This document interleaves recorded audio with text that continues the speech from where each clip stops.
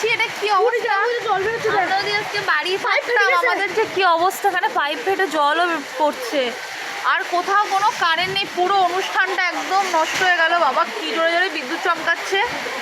আমরা তো এখান থেকে দেখছি কি করব, মানে প্রচণ্ড জোরে বিদ্যুৎ চমকাচ্ছে। আর এখান থেকে পুরো দেখা যাচ্ছে।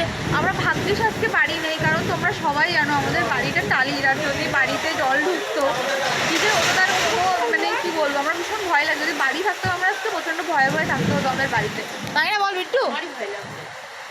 আমারই একটু ভয় লাগে, আমি বৃষ্টি খুব ভয় পাই প্রচণ্ড জোরে। ও বাবা জাস্ট এটাও কিন্তু বাবা এখন খুলেছে, এটার দিকেও। তোমরা আমি একটু রাস্তার দিকটা তোমাদেরকে একটু দেখানোর চেষ্টা করছি।